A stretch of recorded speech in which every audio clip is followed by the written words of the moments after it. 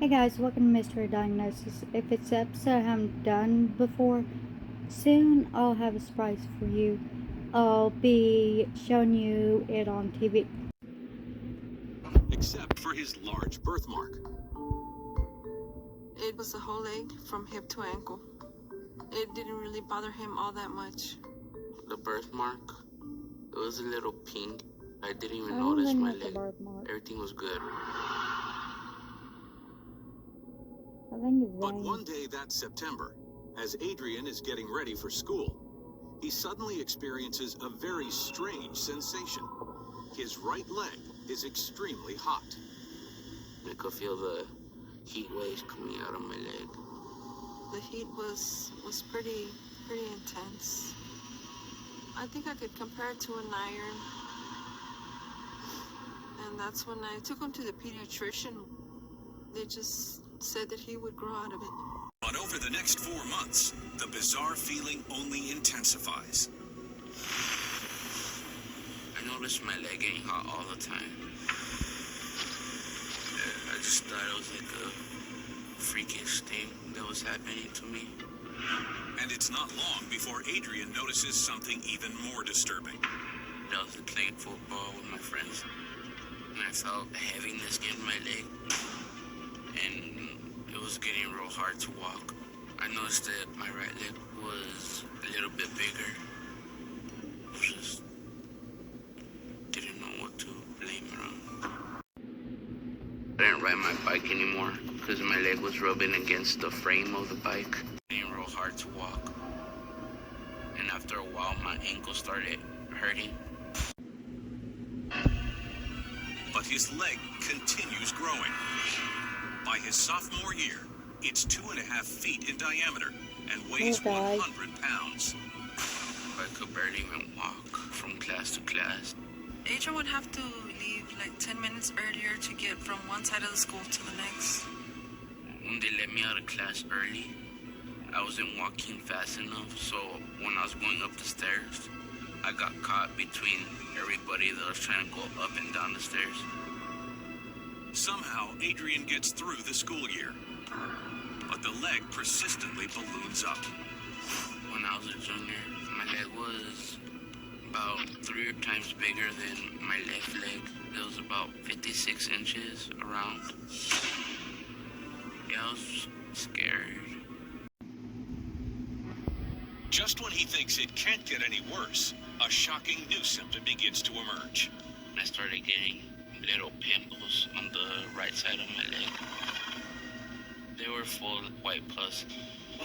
When the pimples would pop, it had a very foul smell to it.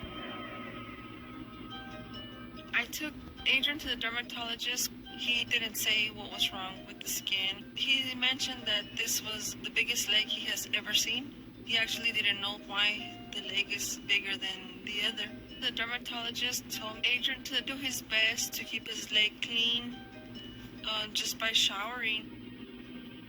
At a dead end, Adrian watches the disturbing pimples multiply, while his days in school turn into a nightmare.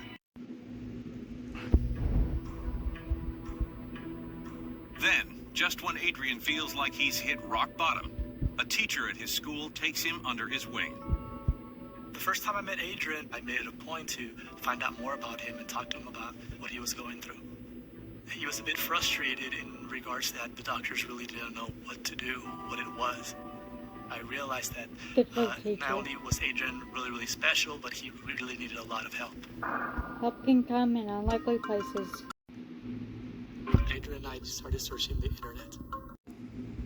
As we started to research this elephantiasis, we realized that some of the symptoms didn't quite match up with everything that he was going through.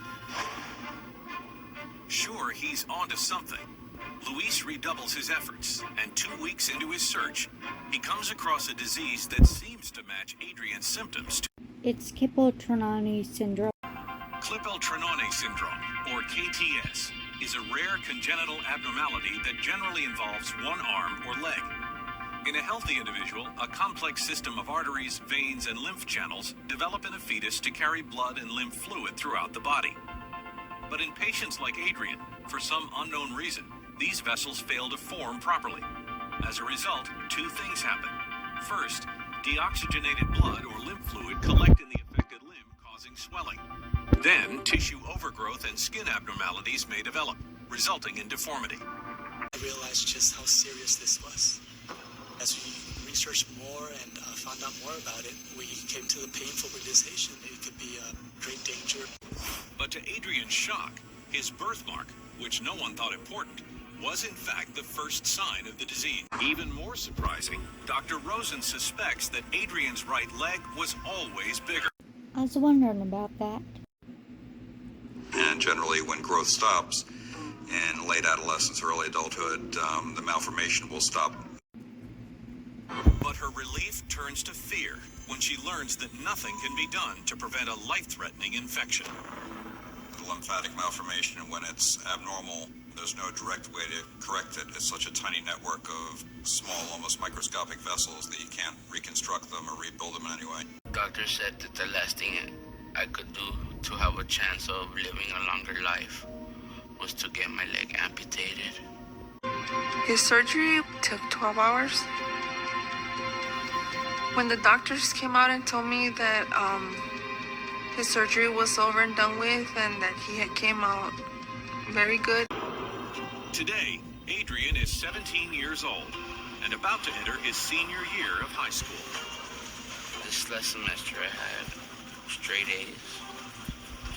I hang out with my friends a lot more often than I used to. Since the amputation, Adrian is more social. He feels more comfortable.